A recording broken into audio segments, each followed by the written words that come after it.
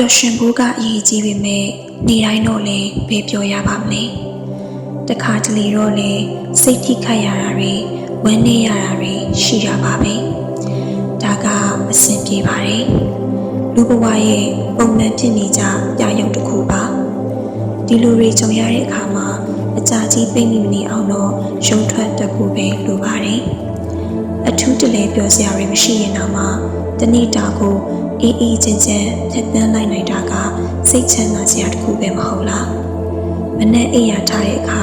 ဒီနေ့ပြဿနာတွေမဖြစ်အောင်အကြည်တမ်းမပြတ်အောင်နေမယ်လို့ခံယူပြီးဘာပြဿနာဘာအပူမှမပါပဲအိပ်ဆက်နိုင်နေကြရဟာဒီနေ့အတွက်အောင်မြင်ခြင်းဒီနေ့အတွက်တာဝန်ကျေတဲ့အရှင်သန်ခြင်းပါပဲစိတ်ညစ်စရာတွေရှိတဲ့အခါဘာသာတရားကိုပို့လုပ်ပြီးရှင်ပတ်ခြင်းနည်းတဲ့အပေါင်းအသင်းတွေနဲ့စကားပြောပေးပါစိတ်ငြိုချက်လာရင်တော့တခြင်းများများကြီးစာများများဖတ်ပြီးကျူးရှင်ကြည့်ပေါ့ပန်းပင်ရေလောင်းတာအိမ်ကခွေးလေးကြောင်လေးနဲ့ခုံပေါက်ကစားရတာညနေခင်းနေဝင်ချိန်ကိုငီးမောတာတွေဟာစိတ်ပျော်စေတယ်ကိုစိုက်ထားတဲ့အသီးအနှံပင်လေးမနှက်ပြန်ဒါမှမဟုတ်တပတ်ခါအပွင့်ပွင့်လာမလားဆိုပြီးသူတို့လေးတွေရှင်သန်ကြီးထွားဖူးပွင့်လာတာကိုစောင့်ကြည့်ရတာတွေကလည်းရှင်သန်ခြင်းစရာကောင်းတဲ့ညှော်လင်းချက်တည်လေးတွေပဲလေတချို့ရက်တွေဟာစိတ်ပင်ပန်းရပေမဲ့ကောင်းတဲ့ကိစ္စတချို့ကတော့အမြဲရှိနေမှာပါ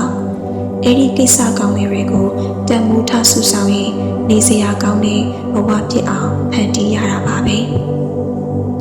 ကောင်းတာတွေကြီးအစဉ်သင့်ရှိနေမှာမဟုတ်ဘူးလေပြုံးခွင့်ရတဲ့စက္ကန့်ရှီမောရတဲ့မိနစ်ပျော်ရွှင်ကြည်နူးရတဲ့အပိုင်းအစလေးတွေကိုဆုဆောင်ရင်ဆက်လက်ရှင်သန်သွားရတာကဘဝပါပဲ